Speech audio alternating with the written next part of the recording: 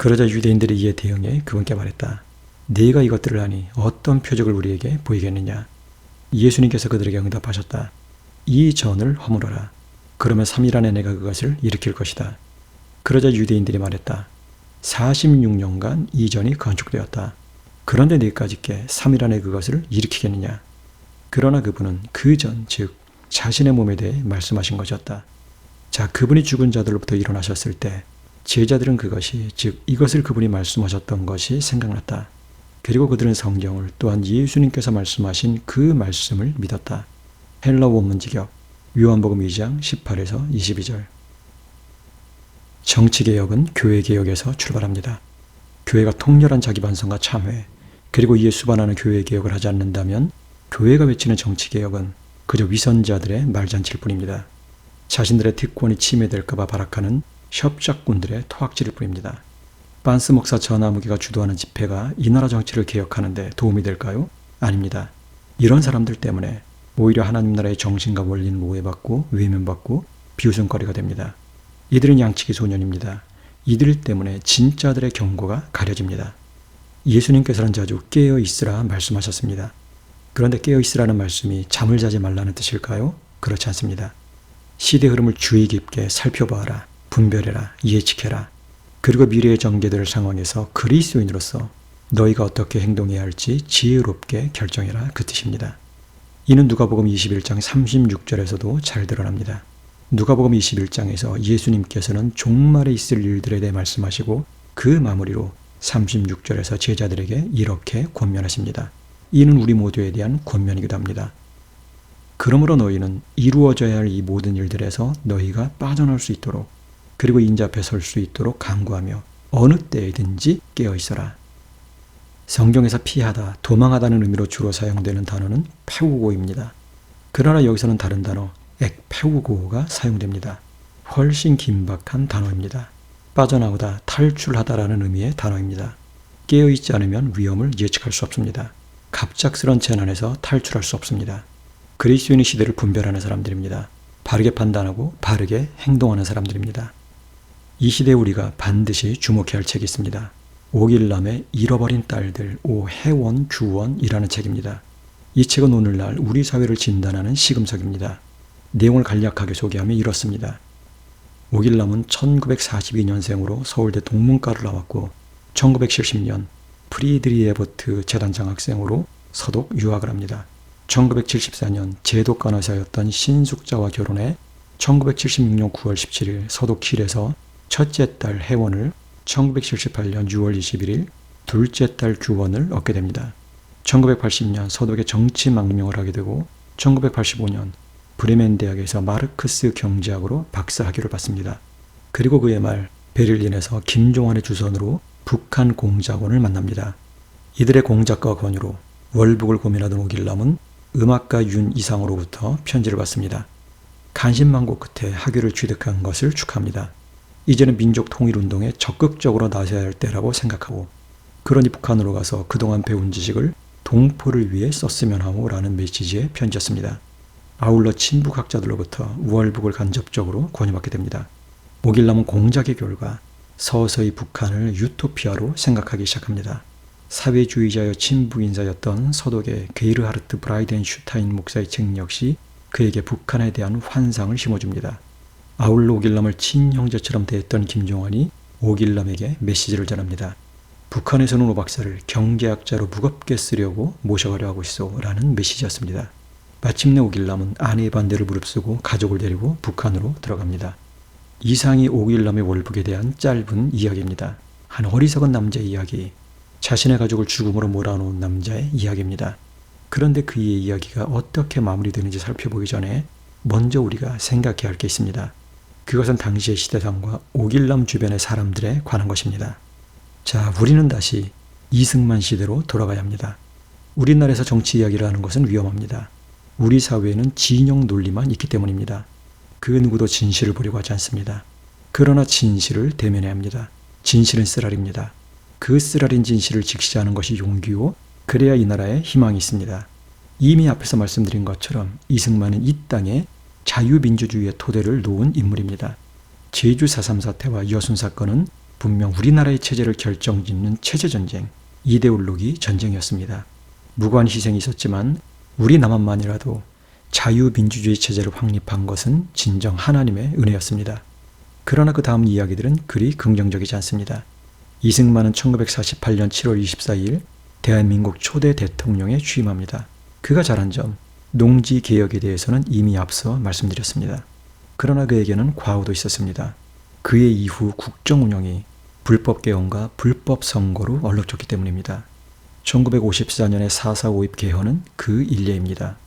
이를 통해 이승만 정권은 삼선을 금지한 당시 헌법을 개정하고 결국 그는 1956년 삼선 대통령에 당선됩니다. 그의 무리한 권력욕은 여기서 그치지 않고 사선에 도전하는 것으로 이어지는데 그러면서 대대적인 부정선거가 자행됩니다. 그 결과 1960년 3월 15일 대통령 선거에서 이승만은 88.7%, 부통령 이기붕은 79%에 달하는 비현실적인 찬성표를 얻게 됩니다. 자유민주주의의 토대를 놓았던 장본인이 자유민주주의를 부정한 것입니다. 이는 국민항쟁의 도화선이 됩니다. 대통령 선거 당일 전라도 광주와 경상도 마산에서 부정선거에 항의한 시위가 일어납니다. 이때 마산 시위에서 마산상업고등학교 학생이었던 김주열 군이 경찰이 쏜 최루탄을 직격으로 맞고 사망합니다. 경찰은 이를 은폐하기 위해 그의 시신을 바다에 유기하나 실종 약 한 달 만인 4월 10일 그의 시신이 마산 앞바다에 떠오릅니다.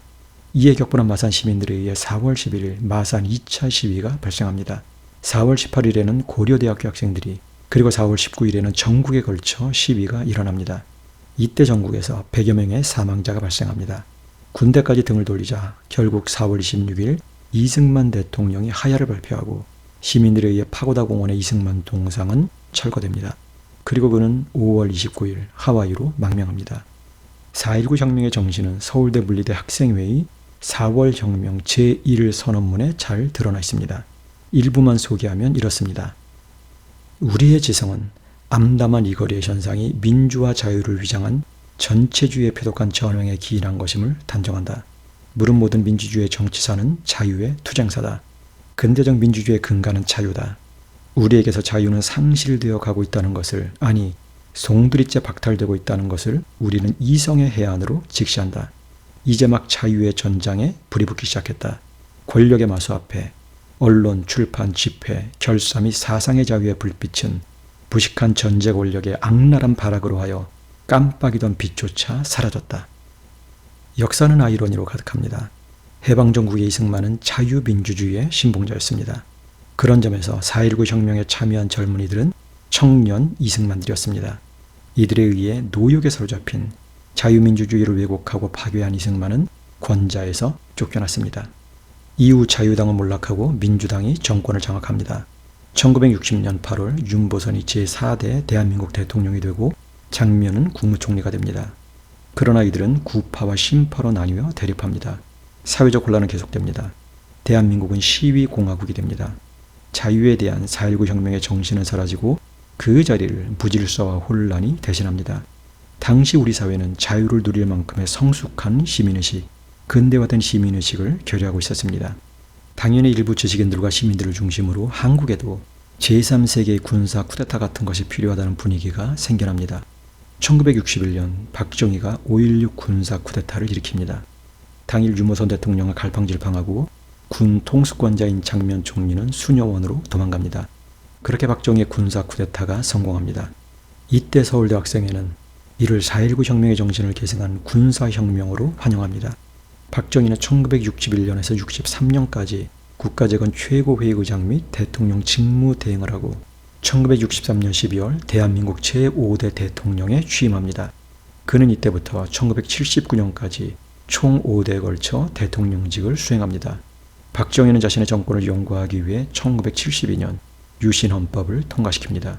박정희는 1979년 10월 26일 김재규에 의해 암살됩니다. 그러나 군부 독재는 계속됩니다. 1979년 전두환에 의해 12.12 군사 쿠데타가 발생했기 때문입니다. 그리고 뒤이어 1980년 5월 18일 광주에서 민주화 항쟁이 일어납니다. 광주 민주화 항쟁은 좌익에 의해 일어난 운동이 아닙니다. 제주 4.3 사태나 여순 사건처럼 체제전쟁, 이념전쟁이 아닙니다. 오히려 우리의 제재, 자유민주주의로 돌아가자는 운동입니다. 물론 우리는 이 운동에 대해 비폭력 저항이냐, 폭력 저항이냐를 문제 삼을 수 있습니다. 분명히 이 운동은 무장 봉기의 성격을 띠고 있습니다. 그러나 어떤 역사적 사건에는 그 사건을 일으키는 사회적 압력이 있습니다. 광주 민주항쟁의 원인은 장기간의 군부 독재에 이은 또 다른 군사 정권의 등장이었습니다. 광주 시민들은 1960년 3월 15일 자유당 정권의 부정선거에 가장 먼저 항의한 전례를 가지고 있습니다. 또 전라도는 조선말 동학농민전쟁이 일어났던 지역이기도 합니다. 자, 이미 지나간 시대의 일들을 제가 설명하는 이유는 바로 이 때문에 비극이 시작되기 때문입니다. 오길남이 남한사회에 대해 반체제 운동을 한 결정적인 계기는 바로 유신헌법 개헌이었습니다. 1972년 유신헌법이 통과되고 대한민국이 유신체제가 되자 독일 유학생 사회에서 유신체제 반대 운동이 생겨납니다. 그런데 이 부분이 중요합니다. 바로 이때부터 한 가정뿐 아니라 이 나라의 비극이 시작되기 때문입니다.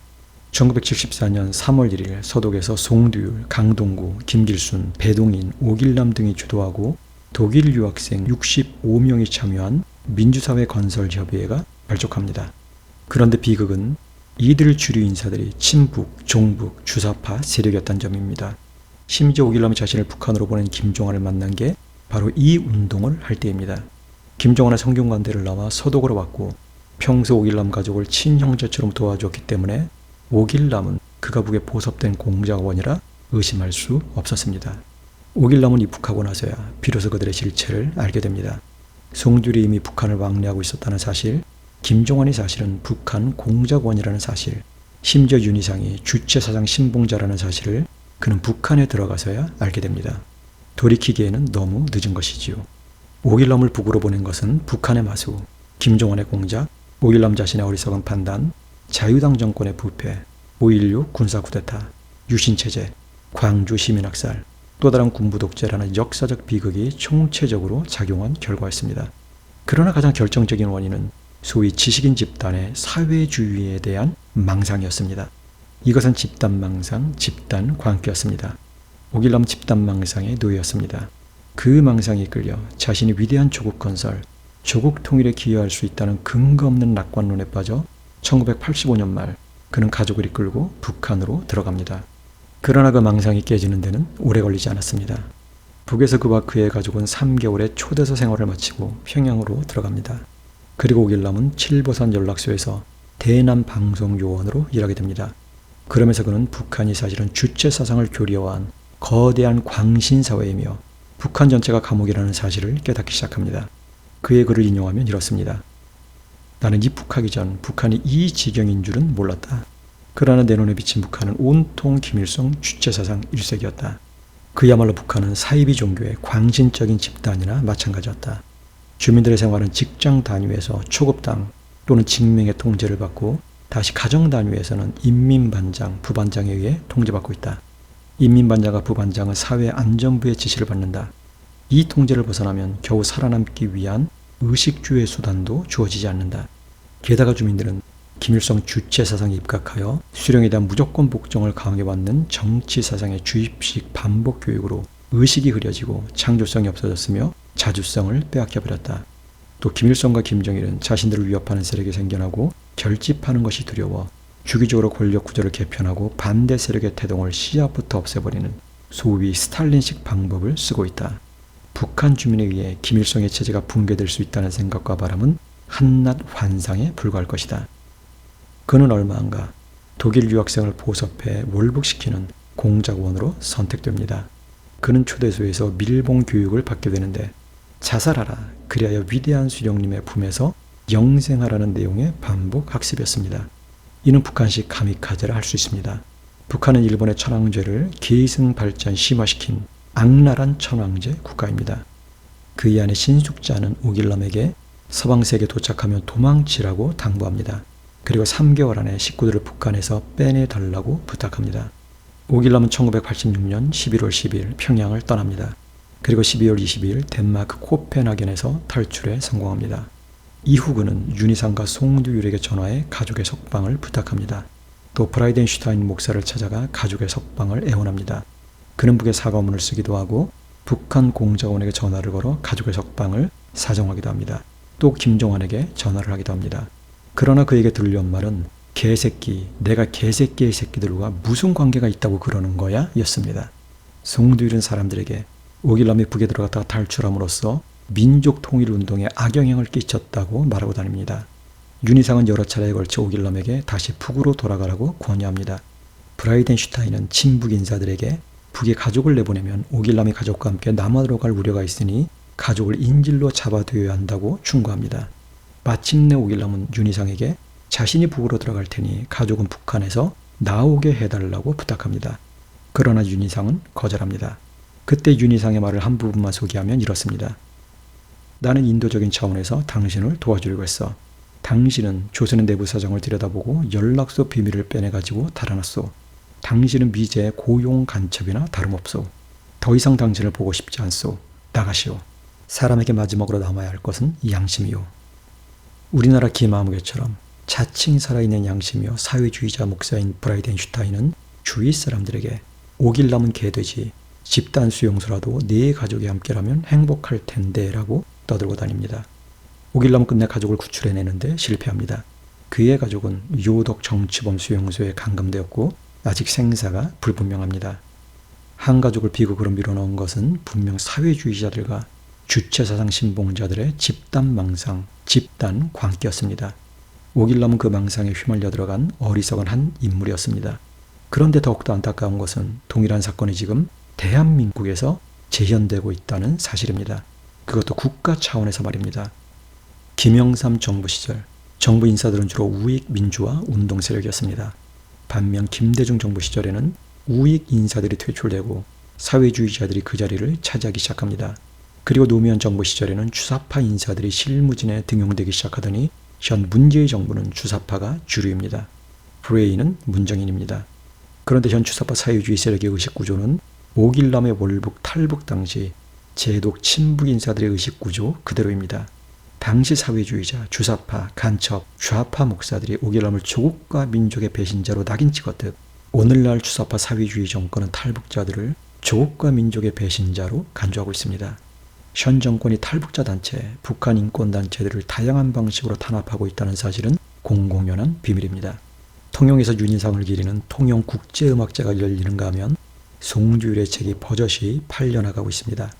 2017년에는 문재인 대통령 부부가 독일 베를린 가토옹 공원 묘지를 방문해 윤희상의 묘지에 헌화하게 됐습니다.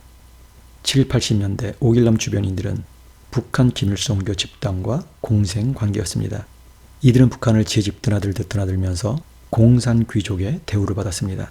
본인들은 자본주의 사회에서 자본주의의 온갖 특혜와 단물을 빨아먹으면서 오길남 같은 순진한 이들을 북한으로 밀어넣습니다. 사실상 사악한 범죄자들이었습니다. 오늘날의 주사파 사회주의자들도 크게 다르지 않습니다. 그런데 심히 염려스러운 것은 오늘날 대한민국의 시민들입니다. 정신줄을 놓고 있는 대한민국의 시민들은 오늘날의 오길남들입니다. 주사파 사회주의 세력이 자신들을 오길남이 갔던 그 길로 밀어넣고 있다는 사실조차 모른 채 이 땅의 시민들은 오히려 그들에게 열광하고 있습니다. 지금 대한민국은 기울어진 배와 같습니다. 짐이 너무 무겁기 때문입니다. 지금 짐을 바다로 던져버리지 않으면 대한민국호는 침몰합니다. 갑작스럽게 뒤집히느냐, 서서히 가라앉느냐의 차이만 있을 뿐 결국은 침몰합니다. 대한민국호가 감당하기 힘든 짐은 두 개입니다. 이 중 가장 큰 짐, 더 이상 감당할 수 없는 짐은 바로 주사파 세력입니다. 이들은 김일성 영생교 전체주의를 맹신하는 사람들입니다. 주사파는 운동권에서 NL로 불립니다. Nations Liberty, 민족 해방의 약자입니다. 이들이 생각하는 민족 해방은 미국을 타도하고 남한을 북한의 위성 국가로 만드는 것입니다. 해방의 동의어는 자유입니다. 자유는 억압과 압제로부터 풀려나는 것입니다. 자, 북한과 남한 중 어떤 체제가 시민을 압제하나요? 북한과 남한의 주민들 중 누가 자유를 되찾아야 하나요?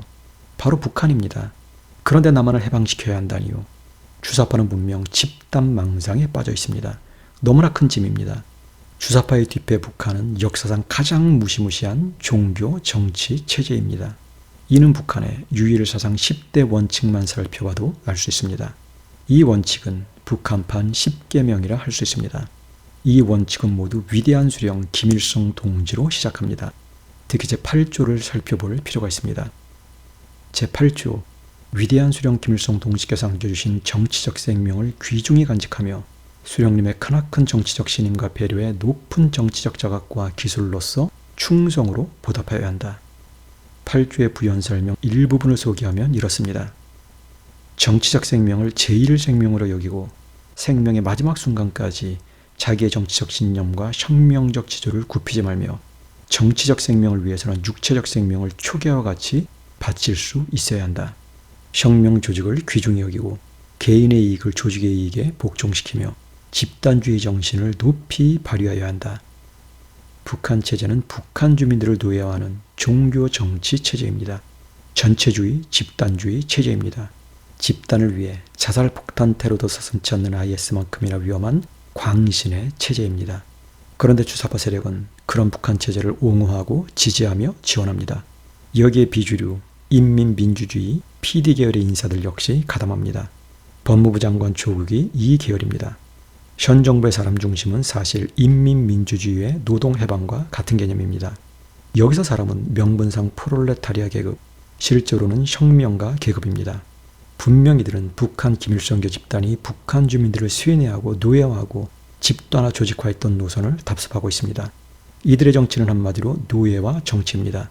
이는 조국의 했던 말들에서 잘 드러납니다. 조국의 용, 붕어, 가재, 개구리론을 잘 생각해 보세요. 그의 말 일부를 인용하면 이렇습니다. 모두가 용이 될 수 없으며 또한 그럴 필요도 없다. 더 중요한 것은 용이 되어 구름 위로 날아오르지 않아도 개천에서 붕어, 개구리, 가재로 살아도 행복한 세상을 만드는 것이다. 하늘의 구름을 쳐다보며 출혈 경쟁하지 말고 예쁘고 따뜻한 개천 만드는 데 힘을 쏟자. 조국 사태가 터지기 전까지 대중은 조국의 이런 말들에 열광했습니다. 이 말이 어떤 세계관에서 나온 것인지 생각하지 않았습니다. 그렇다면 조국 사태가 터지고 나서는요. 똑같습니다. 왜 당신의 자녀는 용이 되어야 하고 내 자식은 붕어, 가재, 개구리로 살아야 하나가 주류였습니다. 그런데 생각해 보세요. 이는 사회주의 혁명을 꿈꾸는 사람들의 세계관입니다. 혁명가 계급은 용이고 나머지 계급은 붕어, 가재, 개구리라는 가치관의 발현입니다. 실제 북한에서는 출신 성분이 중요합니다. 혁명가 계급에 속하지 않은 사람들은 출세가 제한됩니다. 그래서 비혁명가 계급은 예쁘고 따뜻한 개천을 만들기 위해 온갖 수모와 압제를 겪어야 합니다. 조국의 말에 대해 우리 시민들은 다르게 반응했어야 합니다. 그따위 세계관 집어치워라. 여기를 북한으로 만들려 하느냐? 성토했어야 합니다. 자유민주주의 세계의 핵심 가치는 인간의 동등성입니다. 그 누구도 용이 아니며 그 누구도 붕어, 개구리, 가재가 아닙니다. 공직자는 시민을 위해 봉사하는 심부름꾼일 뿐입니다. 이런 모든 것들이 노예와 정치의 일종입니다. 그런데 노예와 정치는 우파 쪽에서도 똑같이 진행되고 있습니다. 저는 개인적으로 공산주의자 또는 주사파였다가 사상전향을 한 분들에 대해 호의를 가지고 있습니다. 이들은 인간을 향한 증오의 정치학에서 돌아선 분들이기 때문입니다. 그런 분들 중에는 백모, 박성현도 있습니다. 그래서 저는 조심스럽게 따뜻한 시선으로 그러나 비판적으로 그의 주장을 다뤄보려고 합니다. 우파 진영에서 그가 차지하는 비중은 절대 작지 않습니다.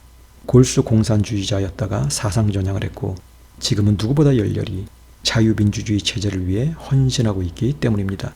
그는 누구보다 좌파의 세계와 생리를 잘 아는 사람입니다. 그런데 그렇기 때문에 저는 노예와 정치와 관련해 그의 주장을 다루지 않을 수 없습니다. 이런 비유가 적당할지 모르겠지만 그저 이해를 위해 저는 백모 세대를 모세 시대에 비유하고자 합니다. 모세 시대 히브리인들에게 이집트는 노예들의 땅이었습니다. 약 400년간 이들은 이집트인들의 압제 아래 노예로 살아야 했기 때문입니다. 반면 가나안은 자유인들의 땅이었습니다. 성도님들은 교회에서 가나안을 늘 약속의 땅이라고만 들어서 그렇게만 알고 있는데 가나안은 언약적 관점에서 볼 때는 약속의 땅이고 사회 정치적인 관점에서 볼 때는 자유인들의 땅입니다. 왜 그런지는 이미 마몬 자본주의 공산주의에서 말씀드렸습니다. 모세는 이집트에서 이스라엘 백성들을 이끌고 나와 광야에서 40년이라는 세월을 보냅니다. 그때의 모세의 소망은 이스라엘 백성과 함께 자유인들의 땅인 가나안으로 들어가는 것이었습니다. 그러나 그는 끝내 가나안에 들어가지 못합니다. 이집트에서 나온 옛세대 역시 가나안에 들어가지 못합니다. 옛세대 중에는 오직 여호수아와 갈렙만이 새로운 세대와 함께 자유인들의 땅에 들어갑니다. 모세는 그저 멀리서 가나안을 바라보았을 뿐 노예의 근성을 끝내버리지 못한 옛세대와 함께 죽어 모압 땅에 장사됩니다. 모세 자신은 비록 자유인이었을지라도 노예 근성에 시들어 있던 옛세대와 운명을 함께합니다. 백모는 누구보다 자유시민을 옹호하고 또 자유민주주의 체제를 위해 헌신하고 있습니다. 그러나 저는 비록 이 나라가 일제로부터 해방된 지 약 70년이 지났지만 아직 진짜 자유시민은 출현하지 않았다고 봅니다. 지난 70년의 세월은 대한민국에는 광야의 세월, 비록 자유민주주의 체제는 놓였지만 정작 시민들은 노예 근성에 이리저리 떠밀려 다니던 노예와 정치의 시기였다고 봅니다. 오직 진영 논리, 흑백 논리만이 판을 치고 진실은 외면받던 시기였다고 봅니다. 이는 양진영 모두에서 인간 신격화로 두드러지게 표출됩니다. 좌파 진영에는 민주화의 상징적인 인물들이 여럿 있습니다. 좌파는 이들을 성역화했습니다. 또 이들의 뒤를 캐고 또 캐면 태양신 김일성이 나옵니다. 좌파들의 정의, 좌파들의 양심은 자신들이 만든 성역에 갇혀 있습니다. 그런데 우파 역시 다르지 않습니다. 이승만과 박정희에 대한 우상화가 도를 지나치고 있습니다. 초대 대통령 이승만, 자유민주주의 체제로 수립하고 농지개혁을 했던 이승만은 훌륭합니다. 그러나 그 이후에 불법 개헌과 불법 선거로 그는 법적 정당성을 상실했습니다. 박정희는 군사 쿠데타로 정권을 잡았기 때문에 애초에 법적 정통성이 없었습니다. 단지 개발 독재를 통해 경제적 성과를 이루어냈기 때문에 결과의 정당성을 가지고 있을 뿐입니다. 반면 박정희 정부와 이어지는 군부 독재는 우리 사회에 큰 짐이 되었습니다. 대한민국에 수없이 많은 오길남들을 양산했고 그것은 오늘날에도 마찬가지입니다. 결국 우리 사회는 주사파 사회주의 세력과 군부 독재 계승 세력이 시계추처럼 무한 반복하며 정권을 장악하는 구조가 되고 말았습니다. 그러면서 대한민국호는 침몰해가고 있습니다. 그럼에도 불구하고 우파는 자기 반성이 전혀 없습니다. 권력의 단물을 담으려 박근혜를 대통령으로 옹립했을 뿐 아니라 당연히 청산했어야 할 박정희 우상화를 계속하고 있습니다. 저는 백모가 박근혜 전 대통령을 아시아 자유혁명의 아이콘으로 만들자고 말하는 것을 듣고 심란했습니다.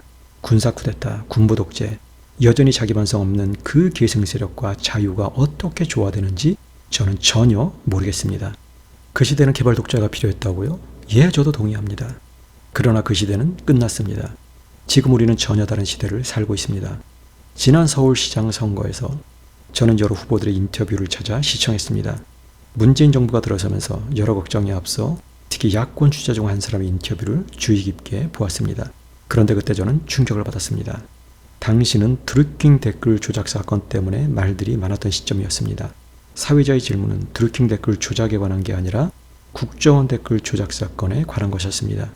저는 당연히 이런 답변을 기대했습니다. 드루킹 댓글 조작은 자유민주주의의 근간을 허문 사건입니다. 철저히 조사해야 합니다. 마찬가지로 국정원 댓글 조작 역시 자유민주주의의 기반을 허문 사건입니다.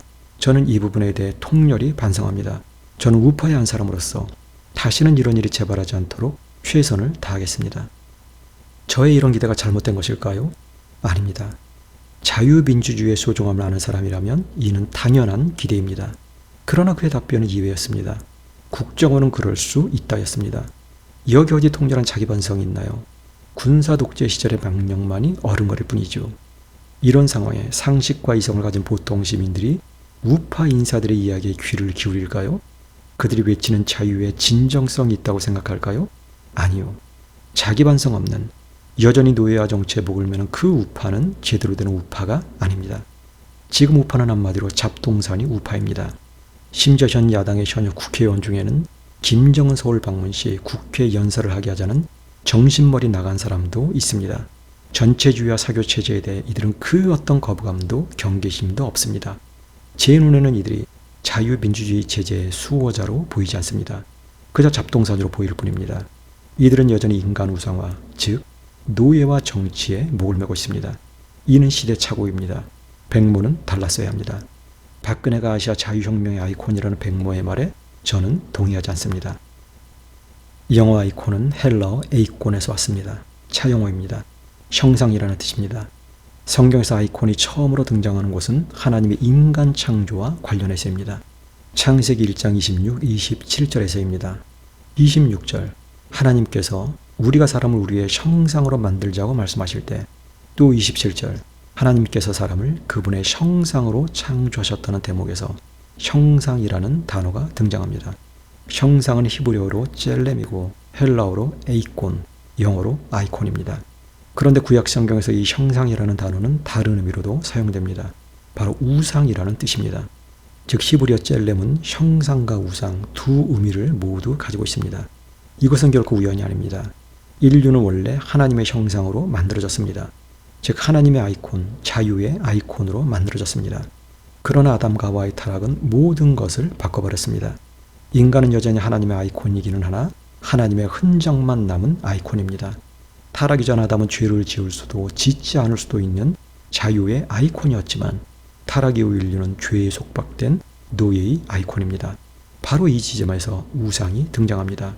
자신이 원래 하나님의 아이콘이었음을 알지 못하는 인간, 노예의 아이콘으로 전락한 인간은 필연적으로 무엇인가를 또는 누군가를 하나님의 아이콘으로 떠받들기 때문입니다. 그것이 바로 우상입니다. 노예들에게는 우상이 필요합니다. 구약시대는 그것이 눈에 보이는 형태였습니다.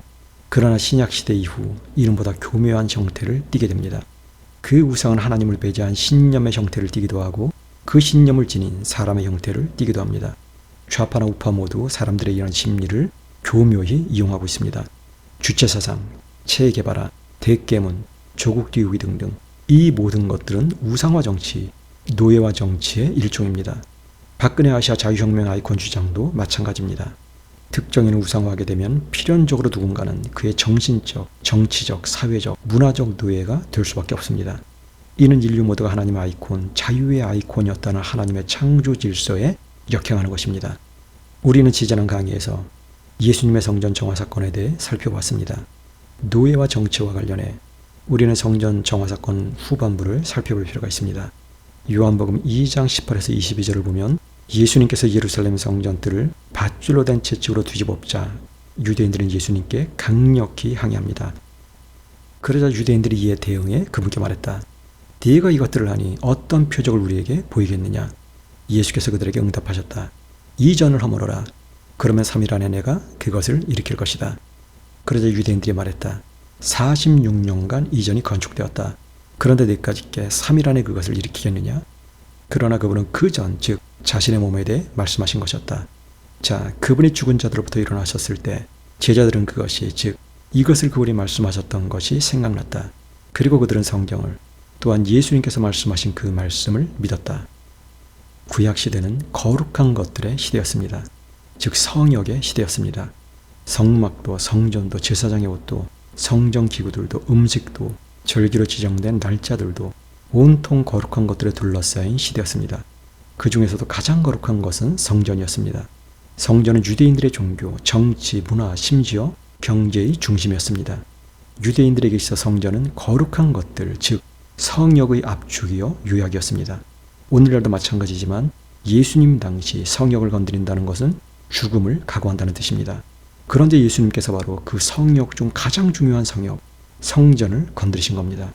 성전들을 뒤집어엎고 표적을 구하는 유대인들에게 심지어 이 성전을 허물라고 말씀하신 겁니다. 유대인들은 발끈합니다. 그러나 유대인들이 몰랐던 게 있습니다. 성역의 시대는 저물어가고 있었다는 사실입니다. 구약시대의 성역은 모두 예표요 그림자입니다. 이제 그 실체가 오셨습니다. 예수님은 임마누엘, 즉 우리와 함께 하시는 하나님입니다. 성전 그 자체입니다. 구약시대 그토록 많은 성역이 있었던 이유는 아직 하나님께서 정하신 때가 이르지 않았기 때문입니다. 타락한 인류는 하나님께서 지정하신 것에 매이지 않으면 하나님께서 지정하지 않으신 것을 성역으로 만들고 거기서 노예 노릇하게 되어 있습니다.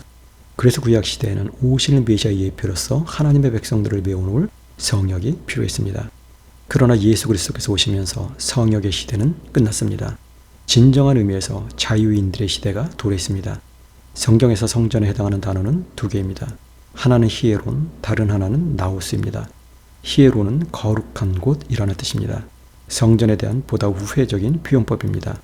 반면 나우스는 신전, 전이라는 뜻으로 성전 건물에 대한 보다 직접적인 표현법입니다. 예수님께서는 두 단어를 모두 사용하십니다. 그러나 자신의 몸을 가리키며 이 전을 허물어라 말씀하실 때는 보다 직접적인 단어 나우스를 사용하십니다. 이제 성전 건물을 성역화하는 시대는 끝났습니다. 성전 건물뿐만 아니라 구약시대 지정되었던 거룩한 것들은 이제 그 시효가 끝났습니다. 오늘날의 사람들은 이 전을 허물라는 예수님의 말씀이 얼마나 혁명적인지 깨닫지 못합니다. 그러나 예수님 당시 유대인들은 이 말씀에 충격을 받습니다. 그리고 이 때문에 유대인들은 예수님께 살의를 품게 됩니다.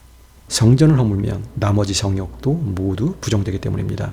이 전을 허물라는 예수님의 이 말씀은 구시대 종식선언이라고도 할 수 있습니다. 예수님께서 십자가에 못 박히시면서 이제 옛 시대는 끝납니다.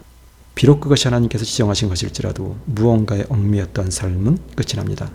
예수 그리스도 안에서 이제 그리스도인은 자유입니다. 이 자유가 얼마나 강력한 것인지를 우리는 사도 바울의 이 한마디를 통해 확인할 수 있습니다. 고린도전서 3장 16절입니다.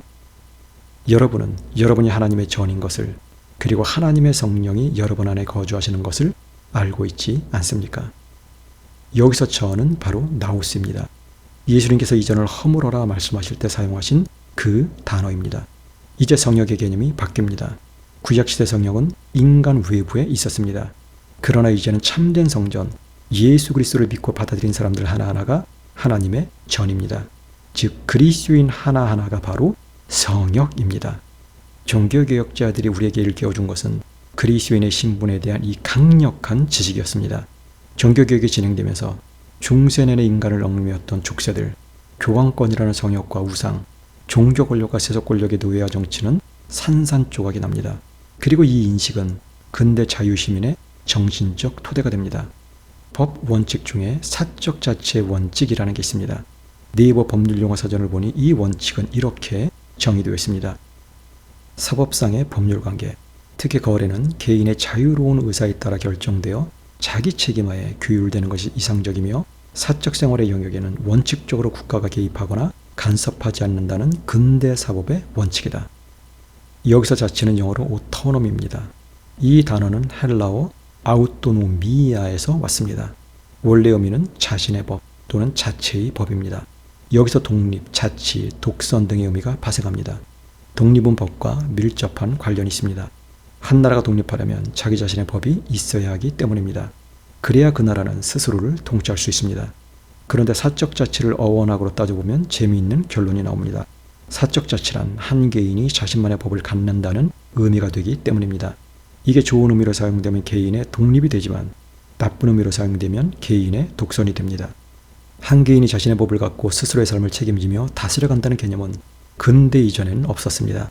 늘 다스리는 것은 소수의 특권층이었고 개인은 그 다스림을 받는 객체에 불과했을 뿐입니다. 그런데 사적 자치라는 개념이 어느 날 우연히 생겨난 것일까요? 아닙니다. 종교개혁의 결과입니다. 마틴 루터에 재발견된 제사장왕의 개념이 세속화되어 발현된 게 바로 사적 자치의 주체로서의 한 개인입니다. 당연히 양자 간에는 차이가 있습니다. 그리스도인들이 자신들의 법으로 삼는 것은 자기 나름의 생각이 아니라 하나님의 말씀입니다. 자, 지금 백모에게 제가 하고 싶은 말이 있습니다. 저는 북한 해방에 대한 백모의 견해를 귀히 여기고 수용합니다. 그러나 동시에 이제 우상화 정치를 멈춰달라 부탁합니다. 모세는 광야에서 40년 동안 노예 근성에 찌들 대로 찌든 옛세대와 맞서 싸워야 했습니다. 그들로부터 때묻지 않은 새 세대, 자유인들의 세대를 지켜내야 했습니다. 지금 시민운동가들에게 필요한 것은 바로 모세의 자세입니다. 우상화 정치를 청산하는 것입니다. 이제 우리나라는 해방된 지 약 70년의 세월이 흘렀습니다. 이 70년은 옛 시대와 새 시대의 과도기입니다. 자유민주주의 토대는 놓였지만 여전히 노예화 정치, 성역의 정치, 우상화 정치를 해왔던 사람들에 의해 이 나라의 시민들이 기만당하던 시기입니다. 우리나라의 우파는 분명 잡동사니 우파입니다. 이들이 노예화 정치를 해왔고 지금도 노예화 정치를 계속하고 있다는 것은 분명한 사실입니다. 그러나 이들이 근대의 사법체제를 흔들거나 개인의 자유를 침해해도 된다고 생각하는 그런 부류의 사람들은 아닙니다. 이들은 원칙적으로 어쩌면 관념으로나마 우리의 헌법 정신을 존중합니다. 물론 이들이 생각 따로 행동 따로였던 것은 사실입니다. 반면 좌파는 뼛속 깊이 다릅니다. 다를 수밖에 없습니다. 사회주의 사상, 김일성 주체 사상은 그 자체가 전체주의, 집단주의를 지향하기 때문입니다. 이들의 노예화 정치는 더 노골적이고 더 극심할 수밖에 없습니다. 이들의 사상에 사적 자치라는 개념은 존재하지 않습니다. 당연히 이들은 우리나라의 사법체제를 부정할 수밖에 없습니다. 이들이 말하는 사법개혁은 사실 개혁이 아닙니다. 사회주의 독재로 갈 발판을 마련하겠다는 것입니다. 예를 들어 고위공직자 비리 수사처를 생각해 보세요. 네이버 시사상식사전을 보면 그 대상이 이렇게 되어 있습니다. 전직 대통령, 국회의원, 법관, 지방자치단체장, 검사 등 고위공직자 및 그 가족. 그런데 공수처의 임명권자는 현직 대통령입니다. 공수처는 대통령의 소수 정예부대, 대통령의 전위대입니다. 대통령은 공수처를 통해 그 누구든 수사할 수 있습니다. 공수처는 일당 독재를 강화하기 위한 것이지 견제하기 위한 게 아닙니다. 공수처는 사실상 히틀러 시대의 정치경찰 게슈타포와 다르지 않습니다. 만일 공수처가 신설되면 대통령은 공수처를 통해 행정부는 물론 대법원, 검찰, 국회까지 3권을 장악하게 됩니다. 3권 분립은 와해되고 대통령직은 무시무시한 절대 권력이 됩니다. 3권 분립과 민주주의는 비례관계입니다. 3권 분립이 와해되면 민주주의도 종말을 구하게 됩니다. 예를 들어 공수처가 신설되면 현재 윤석열 검찰이 조국을 수사하는 것처럼 살아있는 권력을 수사하는 게 불가능해집니다. 수사하려면 정권이 공수처를 통해 압박할 것이기 때문입니다. 사법개혁이란 명분 아래 주사파 사회주의 정권이 내고는 근거들은 사람들을 속이기 위한 속임수일 뿐입니다. 어떤 선동가들은 공수처 신설과 관련해 이런 말을 합니다. 법관과 검찰, 변호사들은 자신들만의 거대 카르텔을 정성하고 있고 여기에 언론이 가세 거대한 권력 집단이 되었으므로 이를 견제하기 위해 반드시 공수처를 신설해야 한다는 겁니다. 또 공수처를 신설하면 시민들이 공수처를 통해 얼마든지 법관이나 검사를 고소할 수 있고 이는 시민에게 유익하다는 것입니다. 거짓말입니다. 진실은 이렇습니다. 공수처를 신설하면 대통령은 부정과 비리가 많은 법관과 검사를 오히려 중용할 겁니다. 그리고 공수처를 통해 이들의 목줄을 쥐고 있을 겁니다. 그래야 이들이 이 정권에 충실한 하수인 노릇을 할 것이기 때문입니다. 또 공수처를 통해 시민들이 자신들의 억울함을 풀 수 있다는 말 역시 거짓말입니다. 오히려 공수처는 좌파 선동가들을 비롯한 짝퉁 언론인들, 대깨문이 연합회 우파 인사들을 인민재판으로 숙청하는 도구가 될 겁니다. 인간은 불완전합니다. 하나님이 아닙니다. 진짜 개혁은 권력을 최대한 분산하고 서로를 견제하게 하는 것입니다. 개혁이란 명분 아래 권력을 대통령에게 집중시키겠다는 것은 북한처럼 대통령 본인이 하나님이 되겠다는 뜻입니다. 법조계의 문제는 법 개정을 통해 얼마든지 보완이 가능합니다. 또 이를 위해 입법부인 국회가 있는 것입니다.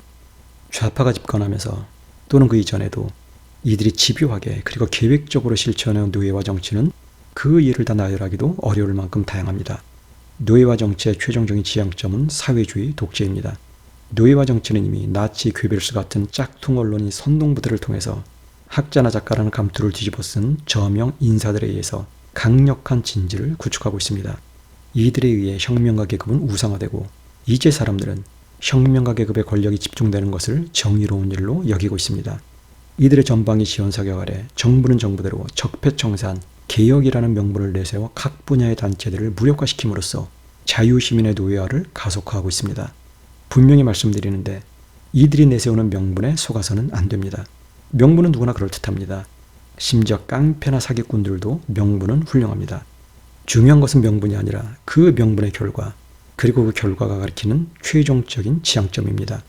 좌파는 한편으로 탈권위, 기존 질서의 해체를 주장합니다. 그러나 동시에 수많은 성역을 만듭니다. 그럼으로써 스스로 정의와 도덕의 심판자를 자처합니다. 성, 동성애, 낙태, 종교, 인종 등등 모든 부분에서 스스로 하나님의 자리에 서려고 합니다. 남성과 여성 외에 제3의 성, 제4의 성, 제5의 성 등등 보통 사람들이 이해조차 할 수 없는 수많은 성을 만들어 놓고 이를 성역합니다. 그 누구도 이에 대해 이의를 제기할 수 없도록 심지어 법으로 이를 강제하자고 합니다. 동성애와 기독교 신앙의 충돌 역시 마찬가지입니다. 이는 도덕과 신앙의 문제입니다. 국가가 도덕과 신앙에까지 관여할 수 있다는 이런 미친 발상은 사회주의자들의 전체주의적 사고방식이 아니고는 도저히 설명할 길이 없습니다. 성역이 많은 사회는 그만큼 노예화된 사회입니다. 예를 들어 정건대 조선 사람들은 이사할 때 기리를 받아 그 나라만 이사했습니다. 이런 것들이 다 성역입니다. 그런데 사람들이 그런 것에 매이기 시작하고 또 그런 것들이 많아질수록 그 사회는 이성과 합리성에 의해 작동되지 않는 무기력한 사회가 되고 맙니다. 자유 없는 노예들의 사회가 되고 맙니다. 문제는 좌파들의 해체와 성역 만들기가 사적 영역에 그치지 않고 전방위로 일어나고 있다는 점입니다. 국방, 안보, 외교, 언론, 검찰 등등 모든 것을 해체하려 든다는 점입니다. 해체와 재편성의 목적은 사실 탈권위가 아닙니다. 혁명가 계급이라는 새로운 신적 권위입니다. 사회주의 독재로의 이행입니다. 이제 우리는 스스로에게 질문해야 합니다. 앞으로 우리 사회는 어디로 가게 될까요? 주사파 사회주의 세력이 이끄는 곳 그 끝은 어딜까요? 그것이 똥인지 된장인지 기어껏 찍어 먹어보고야 말겠다 한다면 그것은 너무나 어리석은 겁니다. 지혜로운 사람은 찍어 먹어보기 전에 냄새를 맡아보고 눈으로 관찰하고 또는 다른 사람의 조언을 들어보고 판단합니다. 북으로 갔던 오길런 박사가 가장 안타까워하는 것은 당시 자신 곁에 진실을 말해줄 좋은 자가 없었다는 것입니다. 그러나 지금은 다릅니다. 수많은 사람들이 경고하고 있습니다. 오길런 박사는 그들 중 하나입니다. 이 땅에 있는 탈북자들 역시 마찬가지입니다. 이들은 하나님께서 이 땅에 보내신 경고의 목소리입니다. 자, 좌파 세력이 이끄는 곳은 어디일까요? 분배가 제대로 이루어지는 곳, 평등하게 모두가 잘 사는 곳, 정의가 실현되는 지상당원일까요? 어떤 사람들은 그럽니다. 조국 일가의 비리 의혹이 터져나오자 조국은 사회주의자가 아니다. 진짜 사회주의자라면 저럴 수 없다. 그런 말들을 합니다. 아닙니다. 조국 일가의 행태가 정확히 사회주의입니다. 사회주의는 혁명과 계급 무료성의 교리를 가진 종교입니다. 혁명과 계급이 곧 정의인 부분적 성선설의 종교입니다. 그들이 하는 모든 것은 곧 선입니다. 사회주의자들의 분배를 강조한 이 사람들은 막연히 생각합니다. 사회주의자들은 가진 자들의 것을 빼앗아 없는 자들에게 주려나 보다 그리 생각합니다. 물론 혁명가들은 사회주의 독재가 완성될 때까지 그런 신용을 합니다. 그러나 신용일 뿐입니다. 현실 사회주의는 가진 자들의 것을 빼앗아 혁명가 계급이 가지는 것입니다. 없는 자들은요, 아예 노예로 만들고 입도 뻥긋 못하게 힘으로 눌러버리는 것입니다. 공산화된 나라치고 이런 과정을 거치지 않은 나라 있으면 말해보세요. 없습니다. 이 나라가 이대로 쭉 가면 사회주의 혁명가 계급이 연기금을 비롯한 공적 자금의 기업 투자를 늘리고 경영권을 빼앗고 나중에는 대기업의 혁명가 계급이 낙하산 타고 내려옵니다. 그런데 그 정도만 돼도 행복한 사회입니다. 문제는 주사파 사회주의 세력이 북한 김일성교 집단과 연대하면서 결국 이 나라를 노예들의 나라, 거대한 감옥으로 만들 것이라는 사실입니다. 자, 이제 선택의 시간입니다. 대한민국은 기울어진 배입니다. 대한민국 호가 기운 이유는 두 개의 짐 때문입니다. 하나는 주사파 사회주의 세력, 다른 하나는 잡동사니 우파입니다. 이 둘은 시계추처럼 무한반복하면서 정권을 나눠 갖고 있습니다. 대한민국 정치는 반동의 정치입니다. 사람들이 한쪽으로 쏠렸다가 실망해서 다른 쪽으로 쏠리고 또 그쪽에 분노해서 다시 다른 쪽으로 쏠리고 그러면서 반동은 더욱더 심해지고 배는 요동하고 결국 배가 뒤집힐 수밖에 없는 구조입니다. 이제 어떻게 해야 할까요? 가장 먼저 해야 할 것은 두 짐 중 하나를 버리는 것입니다. 그리고 그 자리에 제3의 세력을 데려다 놓는 것입니다. 자, 두 짐 중 어떤 짐을 버려야 할까요? 저는 이 두 세력을 개에 비유하고자 합니다. 하나는 흰둥이, 다른 하나는 얼룩입니다. 흰둥이는 고기를 탐하는 개입니다. 흰둥이의 목적은 주인에게 충성하는 게 아닙니다. 오로지 고기를 개걸스럽게 뜯어 먹는 것입니다. 그러나 이 개는 고기를 탐하기는 하지만 길들이는 게 불가능하지는 않습니다. 고기만 던져주면 주인이 시키는 것을 곧잘 하곤 합니다. 자, 다음은 얼룩입니다. 얼룩이 역시 고기를 탐하는 개입니다. 얼룩이도 고기만 보면 정신을 못 차리고 환장합니다. 그런데 얼룩이는 길들이기가 불가능합니다. 고기를 먹다가도 주인의 목덜미를 물어뜯으려 달려듭니다. 심지어 얼룩이는 광견병에 걸린 개까지 데리고 와 주인을 공격합니다. 자, 둘 중 어떤 개를 버려야 합니까? 당연히 얼룩입니다. 여기서 주인은 대한민국 시민입니다. 흰둥이는 잡동사니 우파, 얼룩이는 주사파 사회주의 세력입니다. 이것은 최선과 차선의 문제가 아닙니다. 차악과 최악, 즉 덜 나쁜 놈과 정말 나쁜 놈의 문제입니다. 정말 나쁜 놈을 우리는 개우리에 가둘 수밖에 없습니다. 주사파 사회주의 세력과 자유민주주의는 양립이 불가능합니다. 그렇다면 주사파 사회주의 세력을 대체할 제3의 세력은 누가 되어야 할까요? 중도정당이요? 아닙니다. 자유가 아니면 죽음을 달라고 외치는 세력이어야 합니다. 그런데 이들이 바로 정통 우파입니다. 그 정신이 종교개혁에 맞닿아 있기 때문입니다. 현재 우리나라는 최악의 상황입니다. 북한 김일성교와 주사파 사회주의 세력이 연대하면서 우리의 자유민주주의 체제가 전복될 위기이기 때문입니다. 최선의 상황은 정통 우파와 잡동사니 우파가 양당을 형성하는 것입니다. 그것이 북한과 대치 중인 우리에겐 필수입니다. 그렇게 되면 구시대 정치는 서서히 소멸하고 우리 사회에 통일을 위한 여백이 생기게 됩니다. 자, 그렇다면 누가 정통 우파가 되어야 할까요? 제 머릿속에 떠오르는 건 바로 전라도입니다. 역사적으로 전라도 주민들은 가장 강력한 저항의식과 시민의식을 가졌던 분들이기 때문입니다. 자유를 위해 투쟁했던 분들이기 때문입니다. 그러면 어떤 분들은 반문할 겁니다. 지금의 전라도는 주사파 사회주의 정권의 지지 기반이고 우리나라를 도탄에 빠뜨린 장본인 아니냐, 저를 비난할 겁니다. 예, 맞습니다. 그게 진실입니다. 그러나 이 또한 역사의 비극 때문이었음을 잊지 말아야 합니다. 광주 시민 학살이 없었다면 상황은 달라졌을 겁니다. 저는 전라도 분들의 정치적 성향이 바뀌어간 역사적 과정에 주목합니다. 원래 앞제 저항하는 저항 정신은 자유에 대한 강력한 의지와 신념 없이는 불가능합니다. 전라도 분들이 공산 전체주의를 위해서 스스로 노예가 되기 위해서 투쟁했을 리 없습니다. 오늘날의 이 상황에 대해 우리는 김경재 전 의원의 증언에 귀를 기울일 필요가 있습니다. 김대중 정부 시절 김경재 의원은 우익운동권 인사로서 김대중 대통령의 최측근이었습니다. 그는 자유민주주의 체제의 지지자였습니다. 그러나 시간이 지나면서 우익 인사들은 밀려나고 결국 좌익 인사들이 그 자리를 차지하게 됩니다. 그러면서 전라도 분들의 정치적 성향 역시 바뀌게 됩니다. 그리고 오늘날 전라도는 주사파 사회주의 정권의 지지 기반이 되고 말았습니다. 이 자리를 빌어 저는 전라도 분들께 간곡히 부탁합니다. 편견 없이 저의 이야기를 들어달라 부탁합니다. 분명히 말씀드리는데 주사파 사회주의 정권은 구한말 이완용 집단보다 더한 사람들입니다. 지금 전라도는 대한민국호의 운명을 결정짓는 자리에 있습니다. 여러분은 앞으로 주사파 사회주의 세력을 전라도에서 몰아낼 수도 있고 아니면 더 강력한 지지 기반이 될 수도 있습니다. 더 강력한 지지 기반이 된다면 대한민국호는 여러분과 함께 침몰할 겁니다. 역사는 여러분을 이 시대의 오길남으로 기록할 겁니다. 주사파 사회주의 세력은 오길남 가족을 북으로 밀어넣은 사람들, 대한민국 다른 지역의 사람들은 오길남의 아내로 기록될 겁니다. 오길남의 아내는 오길남의 입국을 강력하게 반대했지만 그의 고집을 꺾지 못했습니다. 서로 그가 방향을 잘못 잡았다 할지라도 그가 신념의 사람이란 그와 가까운 사람은 그의 신념을 꺾지 못합니다. 전라도인들은 신념의 사람들입니다. 원래는 바른 방향을 향해 있었습니다. 자유의 가치를 알고 자유를 위해 투쟁했습니다. 바른 방향을 향하고 있는 한 여러분은 가장 강력한 자유의 수호자들입니다. 그런데 여러분의 핵심에 있던 사람들이 방향을 서서히 틀기 시작했고 지금 여러분은 여러분이 가던 길과 정반대 방향을 향해 서 있습니다. 자유를 위해 투쟁했던 분들이 자유를 억압하고 파괴하는 길에 서 있습니다. 선택은 여러분 손에 달렸습니다.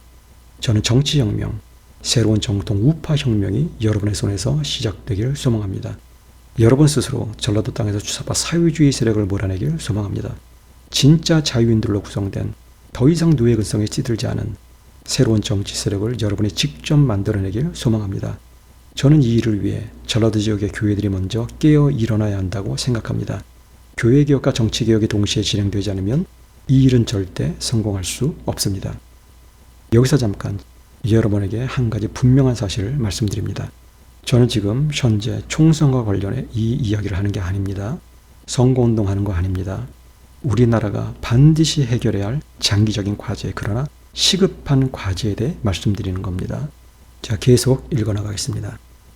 제가 전라도 주민들에게 제안하는 것은 첫째, 새로운 당의 모태가 될 자유와 진실을 위한 시민연대를 만드는 것입니다. 여러분 주위의 사람들 중 각계각층에서 활약하는 탁월한 인재들, 도덕적으로 흠이 없는 인물을 추천해 시민연대를 구성하는 것입니다. 둘째, 시민연대에서 새로운 당의 핵심 아젠다가 될 내용과 정책을 토론하고 결정하는 것입니다. 셋째, 이 핵심 아젠다와 정책에 동의하는 신념의 사람들 중 정치적 역량이 뛰어난 사람들을 정치에 입문시키는 것입니다. 넷째, 이들과 시민연대 그리고 새로운 정치 변혁을 지지하는 사람들로 새로운 당을 만드는 것입니다. 이 일에서 가장 중요한 것은 정치개혁 아젠다입니다. 저는 핵심 아젠다의 기준을 김경재 전 의원의 원죄론에서 찾아야 한다고 봅니다. 그는 한 인터뷰에서 우파는 군부 독재라는 원죄를 가지고 있다고 언급했습니다. 맞습니다. 그런데 좌파 역시 원죄를 가지고 있습니다. 바로 북한 주민을 외면한 원죄입니다. 누구 죄가 더 클까요? 사람들을 죽음으로 몰아넣었다는 점에서 한 사람의 생명이 천하보다 소중하다는 점에서 그 죄는 동일합니다. 그러나 양쪽에는 차이점이 있습니다. 이 땅의 군부 독재는 끝났지만 북한 땅의 주민들은 여전히 압제와 고통 가운데 있다는 점입니다. 해방 70년이 지났지만 북한에는 아직 해방이 오지 않았습니다. 아이러니하게도 좌파가 정권을 잡을 때마다 북한은 체제 붕괴의 위기에 직면하곤 했습니다. 그때마다 좌파는 북한의 체제 붕괴를 막는 버팀목 역할을 해줬습니다. 그러나 이 부분을 냉정하게 생각해야 합니다. 그 어떤 명분도 그 어떤 이유도 한 사람의 생명이 천하보다 귀하다는 이 원리를 앞설 수 없습니다. 북한의 체제 붕괴는 곧 북한 주민의 해방입니다. 반면 북한 체제의 보장은 북한 주민의 노예 상태 영구화입니다. 그런 점에서 좌파 정권은 북한 전체주의 사교 집단의 간접적인 공모자였고 공범자였습니다. 북한 주민들의 피와 절규와 눈물, 한숨과 고통과 신음을 즐기는 악마적 욕망의 소유자들이었습니다. 정말로 정통우파라면, 여러분이 자유의 투사라면 여러분은 더 이상 북한 주민의 고통을 외면해선 안 됩니다. 여러분이 여러분의 인권과 자유를 위해 투쟁했던 것처럼 이제 그들의 인권과 자유, 해방을 위해 총력을 기울여야 합니다. 내 일이 아니라고요? 관심 없다고요? 여러분이 끝내 그들을 외면한다면 그들의 피와 눈물이 반드시 여러분의 것이 될 것입니다. 좌파들이 내세우는 온갖 쓸데없는 명분, 평화경제니 부강한 통일 조국이니 하는 미끼 따위는 쓰레기통에 던져버려야 합니다. 정통우파의 첫 번째 아젠다는 무조건 북한 주민의 해방이어야 합니다. 두 번째로 우리가 다루어야 할 것은 북한 주민을 영원토록 노예로 만들려는 음모에 가담한 세력입니다. 바로 이 땅의 주사파 세력과 사회주의 세력입니다. 이들은 자신들의 망상과 광신, 탐욕과 허명을 위해 북한 주민의 절규를 외면했고 외면하고 있으며 우리 사회를 위험에 빠뜨린 장본인들입니다. 당연히 이들 세력을 정치 권력에서 퇴출시키는 것이 정통우파의 두 번째 아젠다여야 합니다. 세 번째는 좌파 우파의 우상화 정치, 성역의 정치, 노예화 정치입니다. 이는 현대판 미신입니다. 우리 사회를 좀먹는 좀벌레입니다. 유시민, 김어준, 김명민 등등 대가리가 깨져도 문제를 외치는 선동꾼들이나 자신을 메시아 왕국의 왕이라 자처하는 빤스 목사 정광훈 부류는 모두 우상화 정치, 노예화 정치를 하는 구시대 인물들이라는 점에서 청산의 대상입니다. 이 나라를 구하는 것은 그들이 아닙니다. 우리를 긍휼히 여기시는 하나님, 그리고 그 하나님의 긍휼을 입어 깨어 일어난 자유 시민들입니다. 구시대 정치, 노예화 정치의 종식이 정통우파의 세 번째 아젠다입니다. 네 번째는 현 주사파 사회주의 정권이 해체한 것 중에 가장 시급하고 위험한 것을 복구하는 것입니다. 그것은 한일 관계와 한미 관계입니다. 일본은 여전히 우리에게 잠재적 위협이지만 일본이 자유민주주의를 지지하는 한 일본은 우리와 전략적 동반자 관계입니다. 미국은 더 말할 것 없습니다. 미국은 우리에게 자유민주주의를 선사했던 나라이기도 하고 이를 피 흘려 지켜준 우리의 맹방이기도 합니다. 당연히 한일 관계 회복과 한미동맹 강화가 정통우파의 네 번째 아젠다입니다. 마지막은 새로운 정당의 성격에 관한 것입니다. 새로운 정당은 더 이상 인물에 의해 움직이는 정당이 아니라 아젠다와 정책, 시스템에 의해 움직이는 정당이 되어야 합니다. 그래야 노예화 정치, 우상화 정치를 종식시킬 수 있습니다. 정책의 초점은 공정성과 투명성, 개인의 노력으로 계층 이동이 가능한 사회에 맞춰줘야 합니다. 좌우 수구 기득권의 편법과 불법을 방지하고 서민의 생활 기반을 실질적으로 도울 강력한 정책이 필요합니다. 물론 저는 제안하는 입장입니다. 제가 제안한 이 내용들은 아예 아무 일 없었다는 듯 묻혀버릴 수도 있습니다. 제가 제안한 정책의 5대 아젠다는 만일 자유와 진실을 위한 시민연대가 구성된다면 시민연대에서 치열한 토론을 거쳐 최종 확정될 것입니다. 구체적인 정책 역시 마찬가지입니다. 그런 날이 올지 저는 알지 못합니다. 그저 나라의 장래를 걱정하는 한 사람으로서 이렇게 전라도 지역 여러분께 부탁합니다. 정치개혁 5대 아젠다를 다시 정리하면 이렇습니다. 첫째, 새로운 정당은 북한 체제의 해체, 북한 주민의 인권과 자유, 해방을 위해 총력을 기울인다. 둘째, 새로운 정당은 주사파 사회주의 세력을 정치 권력에서 퇴출시키기 위해 총력을 기울인다. 셋째, 새로운 정당은 구시대 정치, 노예화 정치를 종식시키기 위해 총력을 기울인다.